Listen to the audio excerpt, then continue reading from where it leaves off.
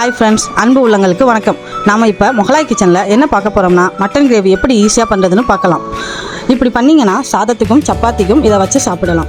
குழந்தைங்களுக்கும் பெரியவங்களுக்கும் எல்லாத்துக்கும் ரொம்ப பிடிக்கும். தேவையான பொருட்கள்: பெரிய வெங்காயம் 3 நறுக்கியது, 2 பச்சை மிளகாய், புதினா கொத்தமல்லி சிறிதளவு, 2 தக்காளி சிறு துண்டுகளாக நறுக்கியது, ஒரு பெரிய உருளைக்கிழங்கு, வேணுங்கிறவங்க போட்டுக்கலாம், இல்லைனா ஸ்கிப் பண்ணிடலாம். தேங்காய் எண்ணெய் தேவையான அளவு, இஞ்சி பூண்டு விழுது, மிளகாய்த்தூள், பட்டை கிராம்புத்தூள், மல்லித்தூள், மிளகாய்த்தூள் தேவையான அளவு, உப்பு, மட்டன் 1/4 கிலோ. பண்ணிட்டு குக்கரை வச்சுட்டு 3 பெரிய ஸ்பூன் தேங்காய் எண்ணெயை ஊற்றிக்கோங்க.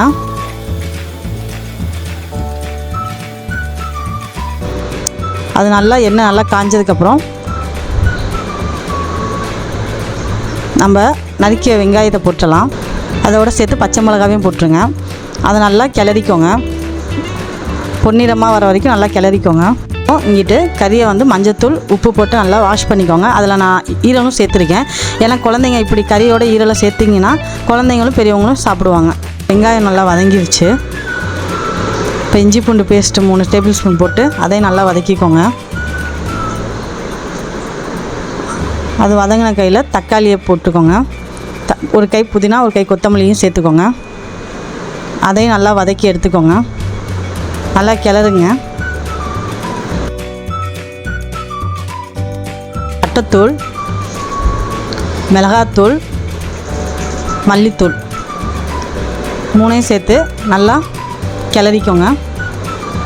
இந்த பச்சை ஸ்மெல் போகிற வரைக்கும் நல்லா கிளறிக்கோங்க. வச்சுருக்க மட்டனையும் இதில் சேர்த்துக்கலாம். சேர்த்து எல்லாத்தையும் நல்லா கிளறிட்டு ஹை ஃப்ளேமில் வச்சு விட்ருங்க. அது கொஞ்சம் நல்லா வெந்ததுக்கப்புறம் கொஞ்சம் நம்ம தேவையான அளவு உப்பை சேர்த்துக்குவோம். நல்லா வெந்ததுக்கப்புறம் கொஞ்சம் நேரம் கழித்து உருளைக்கிழங்க சேர்த்துக்கோங்க.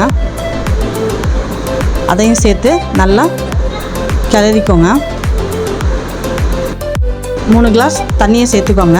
சேர்த்து அதையும் நல்லா கிளறிட்டு மட்டன் மசாலா வேணுன்றவங்க சேர்த்துக்கலாம், வெள்ளாலாம் ஸ்கிப் பண்ணிக்கோங்க.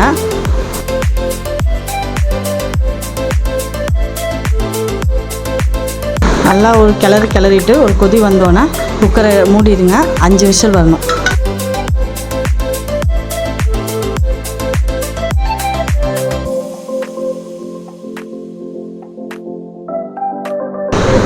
விசில் அடங்கினதும் குக்கரை திறந்துட்டு மிளகுத்தூள், கொஞ்சம் தேங்காய் எண்ணெய், கொத்தமல்லி தூவி நல்லா கிளறிட்டு